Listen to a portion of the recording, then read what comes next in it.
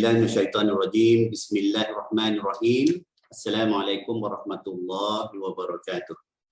Alhamdulillahirabbil alamin wassalatu wassalamu ala rasulil amin sayyidina Muhammadin ibn Abdullah wa ala alihi washabihi wa man wala. Allahumma shalli ala Muhammad wa ala ali Muhammad kama shallaita ala Ibrahim wa ala ali Ibrahim wa barik ala Muhammad wa ala ali Muhammad kama barakta ala Ibrahim wa ala ali Ibrahim fil alamin innaka Hamidul Majid.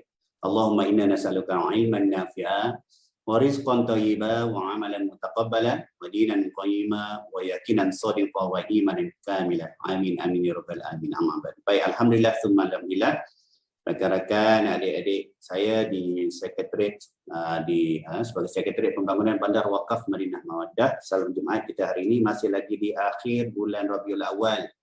Ya, kita masih lagi di akhir bulan Rabiul Awal, bulan kelahiran baginda Rasulullah sallallahu alaihi wasallam. Hari ini pula hari istimewanya, hari Jumaat, hari yang dituntut sangat-sangat itu kita mempelbagaikan dan memperbanyakkan ibadah-ibadah kita. Ada ibadah-ibadah khusus yang dibawa saranan oleh Rasulullah sallallahu alaihi wasallam dan para disyarahkan oleh ulama-ulama untuk hari Jumaat ni kita kena banyakkan apa? Berselawatlah. Banyaklah berselawat kepada baginda Rasulullah sallallahu alaihi wasallam. Adapun dalam zikir-zikir ni, selawat, istighfar, tahlil, ini semua antara zikir-zikir yang disarankan untuk kita banyak buat, perbanyakkan. Banyak mana? Kata Rasulullah sallallahu alaihi wasallam, lagi banyak lagi baguslah. Ringkasannya begitulah. Ya, ada sahabat tanya, ya Rasulullah, banyak mana aku berselawat ke atasmu sebanyak begini-begini. Dia tanya okey ke? Dia kata macam itulah. Bukan dalam lafaz hadisnya, ceritanya. Kata salah Ibnu Umar. Kata salah saya lah Ibnu Umar tanya. Rasulullah kata okey dah tu, tapi lagi banyak lagi bagus. Beberapa kali dia kata, sampai Rasulullah kata lagi banyak lagi bagus. Jadi tak terbilanglah zikir-zikir yang para sahabat buat tu, maka kita pun samalah. Perbanyakkanlah selawat kita kepada baginda Rasulullah sallallahu alaihi wasallam pada hari mulia ni, hari Jumaat. Ya. Jadi macam mana nak banyakkan selawat tu? Sepanjang masa lah. Ya, sepanjang kita buat kerja ni, kita kena ingat bila kita clock in masuk kerja pagi-pagi, ibadah yang paling besar ialah melaksanakan tugasan. Dalam masa melaksanakan tugasan tu, kita kena ingat tugasan tu ialah ibadah kita kepada Allah Subhanahu Wa Taala. Laksanakan tugasan yang betul. Walaupun bukannya kita kata selawatlah banyak-banyak hari Jumaat, kita pun lari duduk surau ramai-ramai berselawat. Ya, tak. Masa lakukan tugasan itulah kita berselawat kepada baginda Rasulullah sallallahu alaihi wasallam. Allahumma salli ala Muhammad wa ala ali Muhammad. InsyaAllah hari ini saya akan buka majlis. Kalau sempat kita habiskan beberapa je lagi bab dalam sunat selepas solat ni, iaitu doa selepas solat. Dan kita sambung doa ni. Doa selepas solat. Betul kan? Doa selepas solat. Kita dah habis dah berzikir. Dan mungkin kalau sempat kita sambung sampai sutrah. Allahumma salli ala Muhammad. Kalau sempatlah sambung sampai sutrah. Sutrah pun panjang juga. Kalau tak, sutrah kita sambung minggu depan. Mungkin hari ini kita ambil bab doa je lah. Kita ulang kaji balik minggu lepas, kita dah bincang bab zikir selepas solat. Ini doa dan ada apa ni, berpindah tempat solat, kita ambil dua lah. Minggu lepas kita bincang bab zikir selepas solat. Kita dah tahu dah, yang dipertontonkan oleh baginda Rasulullah SAW, dipertunjukkan oleh para sahabat baginda radhiyallahu anhum ajma'in. Apa dia nak buat selepas solat? Zikir. Zikir tu. Bukannya tu bangun cabut lagi. Tak. Zikir dulu. Bukannya masa bangun cabut lagi tu boleh zikir. Boleh, tak ada masalah. Tapi jangan lupa nak berzikir. Kita pun dah bincang apa dia zikir-zikir yang aula selepas solat ni. Immediately selepas Assalamualaikum warahmatullahi. Assalamualaikum warahmatullahi. Apa dia zikir dia? Buka mic tu adik-adik. Apa dia zikirnya? Selepas bagi salam, apa dia zikirnya? Buka mic. Kongsi. Kita ulang kaji ni. Bulat yang mata semua ni. Apa dia? Lepas bagi salam. Zikir utama sekali. Istighfar. Astaghfirullah. Buka mic. Banyak soalan ni pagi ni. Yang pertama ialah istighfar. Jangan lupa. Berapa kali? 3 kali. Jangan malu-malu. Muka je lawa ni. Buka mulut tu. Ada mah ada mulut. 3 kali istighfar. Assalamualaikum warahmatullahi Astagfirullah, astagfirullah, astagfirullah. Ataupun lafaz istighfar apalah, tak apalah ya. Boleh, kita tak payah bincang panjang-panjang lah. Istighfar 3 kali. Kemudian susunannya jangan bimbang. Boleh susun macam mana ya. Saya lupa, ada siapa ingat tak? Siapa nama ulama yang Ustaz Iwais dah syarahkan yang menyusun himpunan zikir yang kita biasa buat di Nusantara ni? Ada siapa tulis? Kalau ada siapa ingat tolong maklumkan ya. Apa lagi selepas istighfar apa dia? Aqilah. Lepas ni Anissa, lepas tu Najihah. Selepas istighfar apa Aqilah? Buka mic, semua buka mic. Semua buka mic sekarang. Diri. Apa dia Aqilah? Lepas istighfar. Apa-apa saja. Apa? Allahumma antas salam. Allahumma antas salam. Boleh, tak ada masalah. Allahumma antas salam. Daripada hadis tu pendek dia. Allahumma antas salam wa minkas salam. Tabaraka ya zal jalal wal ikram. Begitu ya. Ada ulama-ulama fiqh dan sebagainya, dia sambung sikit-sikit, tak ada masalah. Lagi Anissa.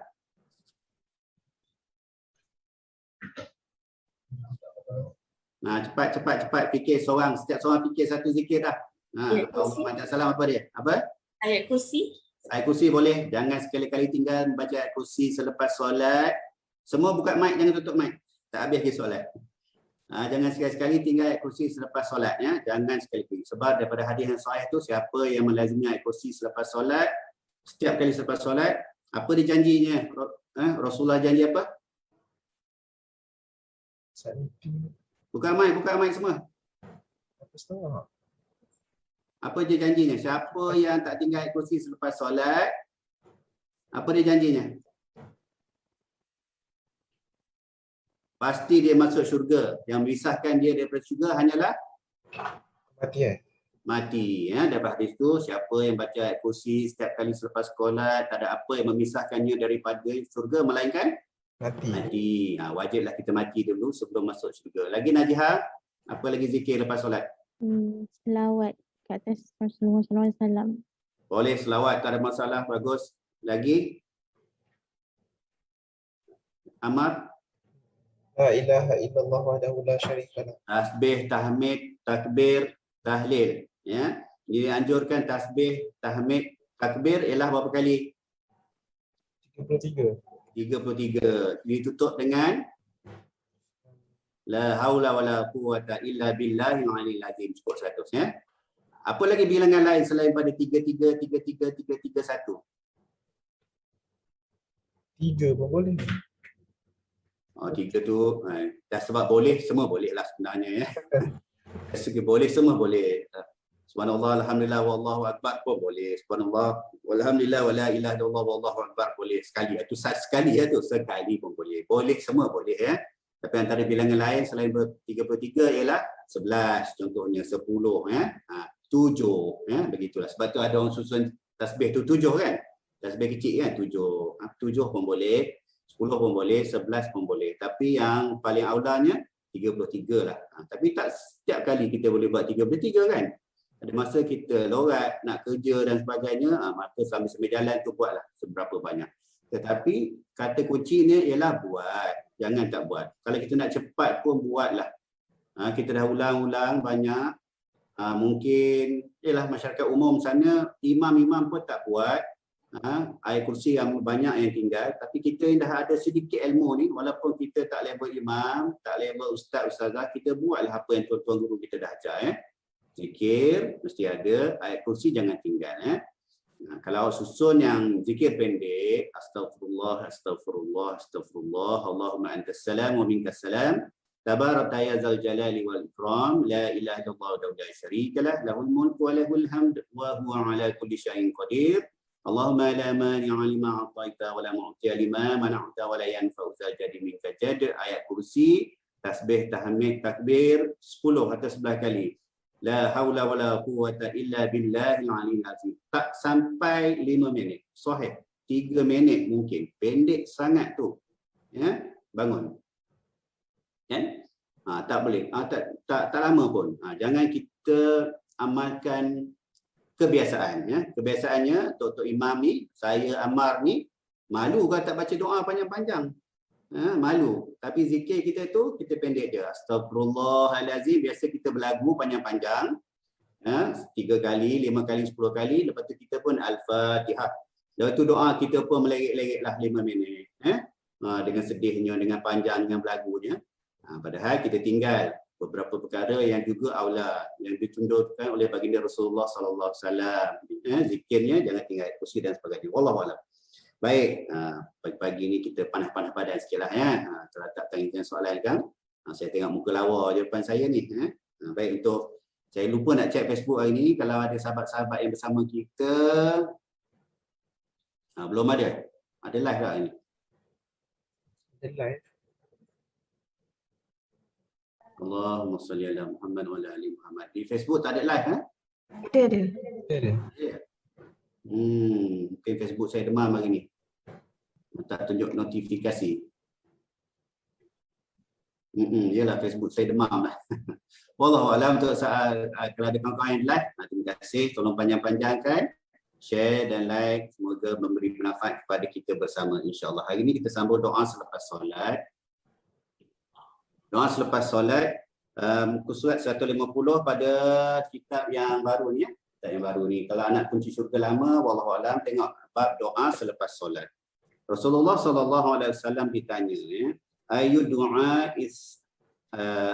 du'ai asma'.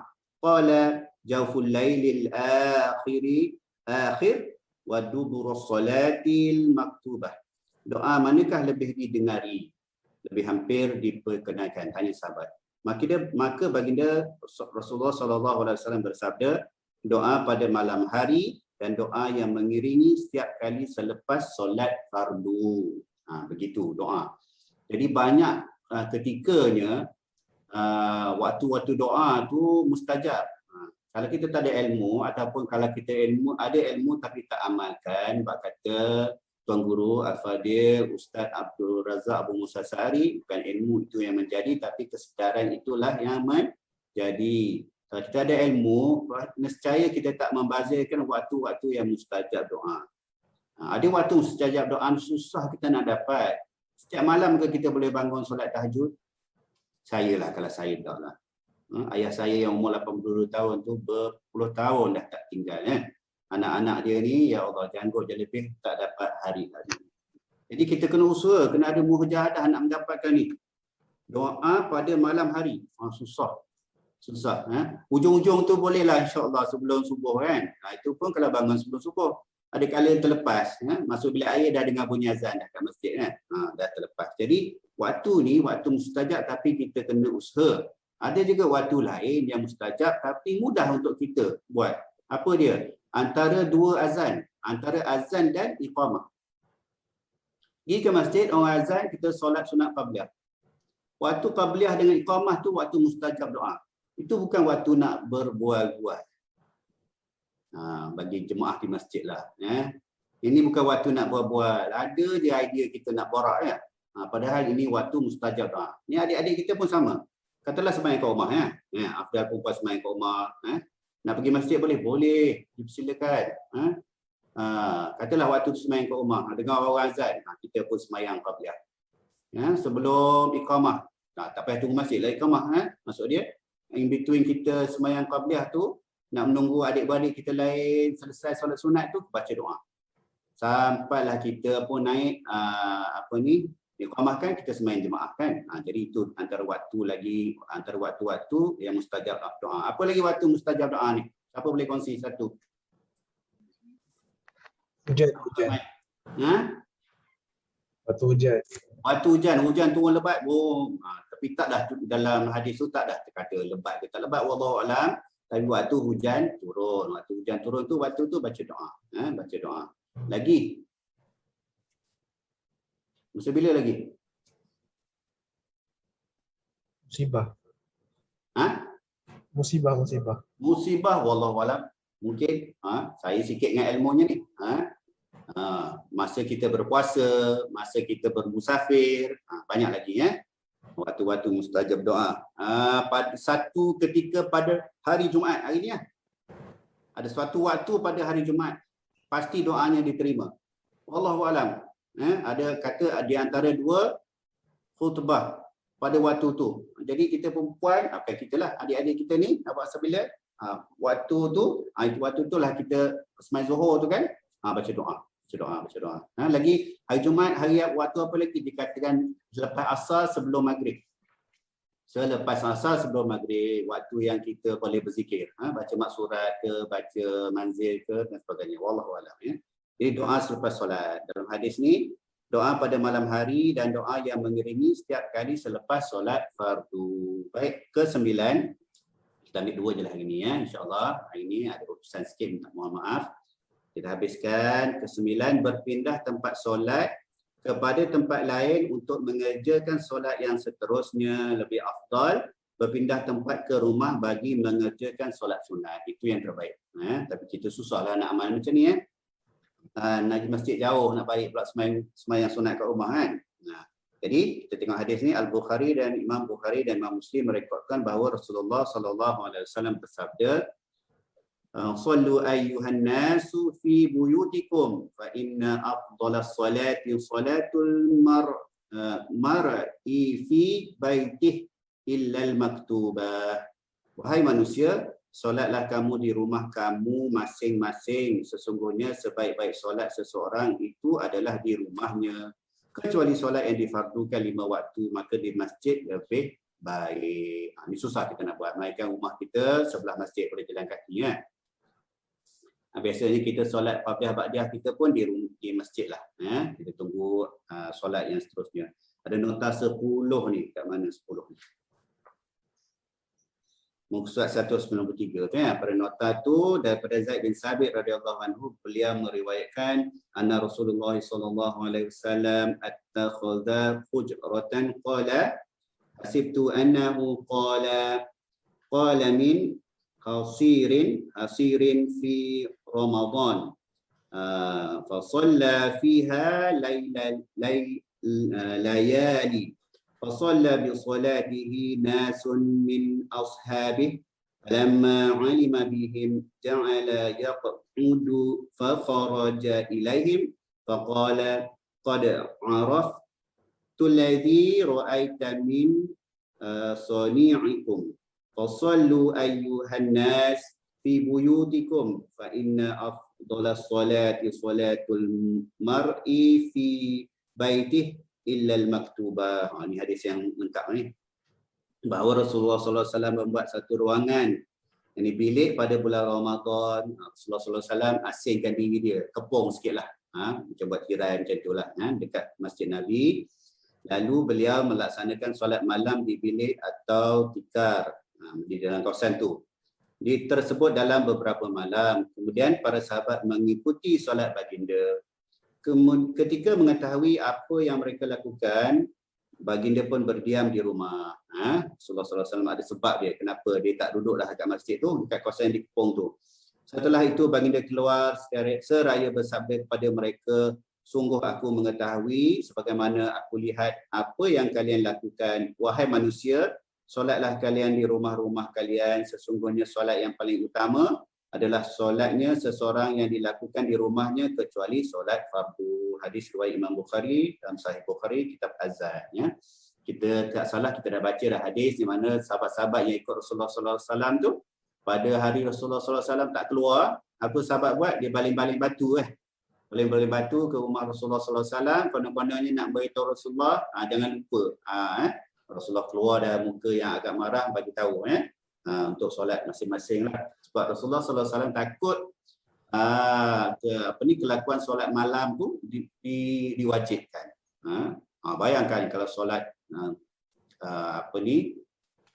qiyam mulai ataupun tahajud tu diwajibkan, jenuh juga kita jenuh nak melaksanakannya. Wallahu alam. Itu dia hari ini, pendek saja kita ulang kaji bahagian Allahumma shalli ala Muhammad. Zikir sedikit tadi, zikir, kemudian doa selepas solat, kemudian Allahu Akbar, berpindah tempat solat. Berpindah tempat solat tak bincang kita baru baca hadis tu. Berpindah tempat solat ni dibincang-bincangkan para ulama ialah untuk solat sunat ni yang terbaiknya di rumah. Tapi bila kita tak boleh semayang di rumah, kita nak pindah ke mana? Yang paling antara pandangan yang agak kuat dibincangkan ialah pindah sikit aja. Pindah sedikit. Jangan pindah terus ke belakang. Tak salah. Ini cerita tak salah ya. Tapi saya terdengar syarahan di mana mengambil pandangan-pandangan para sahabat. Kat mana nak pindah ni? Pindah sikit. Yang terbaik pindah ke hadapan. Kita saf pertama tu duduk sebelah Tok Imam. Kalau amal berani ya. Duduk saf pertama tu pindah tu Tok Imam. Jangan tu pindah duduk kat pintu-pintu belakang dan sebagainya. Nanti mengganggu. Nanti kita bincang minggu depan sutrah ni. Sutrah ni siapa tak faham banyak fadilat-fadilat masuk masjid kita tak dapat. Kalau kita faham bab sutrah ni ya. Bahkan disebabkan sutrah ni boleh jadi haram lah, mengganggu orang lain solat. Mengganggu orang lain nak beribadah. Nanti insyaAllah sutrah ni kita bincang minggu depan. Jadi pindah ke mana? Pindahlah ke mana-mana, tak salah. Pindah tu dengan sebab kita nak membanyakkan tempat kita sujud. Tetapi terbaiknya pertama janganlah pindah tempat yang mengganggu laluan orang. Yang kedua, antara pandangan, ini bukan nak kata daripada dalil kuat daripada hadis-hadis sahih dan sebagainya, tidak. Pandangan ulama dikata pindah sikit je. Pindah sebelah ataupun terbaik pindah ke hadapannya, pindah ke hadapan. Wallahu a'lam.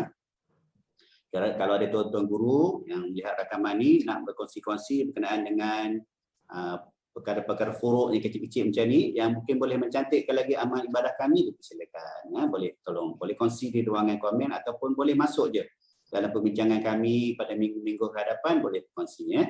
Bab furuk kecil-kecil ni kadang-kadang bincang-bincang pun seronok. Wallahu a'lam. Insya-Allah kita perbanyakkan selawat kita pada baginda Rasulullah sallallahu alaihi wasallam pada hari yang mulia ni. Allahumma salli ala Muhammad wa ala ali Muhammad kama shallaita ala Ibrahim wa ala ali Ibrahim wa barik ala Muhammad wa ala ali Muhammad kama barakta ala Ibrahim wa ala ali Ibrahim fil alamin innaka Hamidum Majid. Allahumma faqihna fid din. Allahumma faqihna fid din. Allahumma faqihna fid din wa 'allimna ta'wil wa ihdina as-siratal mustaqim.